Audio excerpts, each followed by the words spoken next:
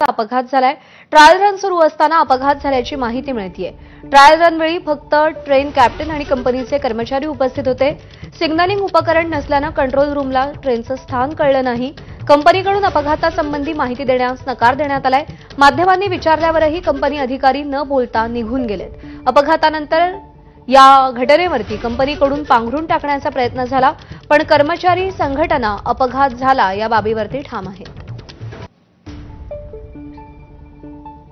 आज सकाळी पुन्हा एकदा मोनोचा अपघात झाल्याची दृश्य जी आहेत ती वडाळा ट्रक टर्मिनलच्या परिसरात आपल्याला पाहायला मिळत आहेत। खरं तर या आधी मोनोमध्ये तांत्रिक बिघाड झाला होता, त्यावेळेस मोठं रेस्क्यू ऑपरेशन जे ते प्रवाशांचं केलं होतं।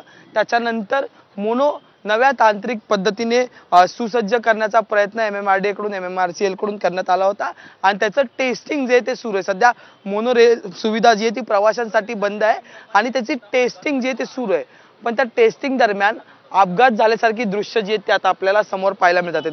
या संदर्भात ABP माझाने MMRDA शी संपर्क केला असता MMRDAचं म्हणणं असं आहे की हा कोणताही अपघात नसून आम्ही मॉक ड्रिल करत होतो आणि मॉक ड्रिल मध्ये जर असा काही अपघात झाला तर त्याचा बचाव कार्य कसं करायचं त्या अनुषंगाने आजचा हा संपूर्ण प्रसंग होता।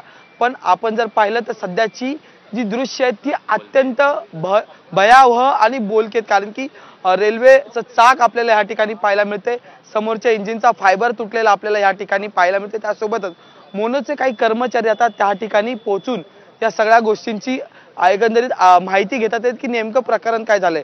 हे फक्त मॉक ड्रिल आहे आणि मॉक ड्रिलच्या मध्ये रेस्क्यू ऑपरेशन कसं करायचं त्या अनुषंगाने आम्ही केलेला हा संपूर्ण मॉक ड्रिल होता। पण जी दृश्य आहेत आणि जे कर्मचारी संघटनेचं म्हणणं आहे तेव्हा त्यांचं असं म्हणणं आहे की टेस्टिंगच्या वेळेस या मोनोचा अपघात झाला। त्यासोबतच काही लोकांना रेस्क्यू करताना त्यांच्या डोक्याला इजा झाल्याची बाब सुद्धा समोर आलेली आहे। व्हिडिओ जर्नलिस्ट अजित कदमसह मी अजय माने, ABP माझा, मुंबई।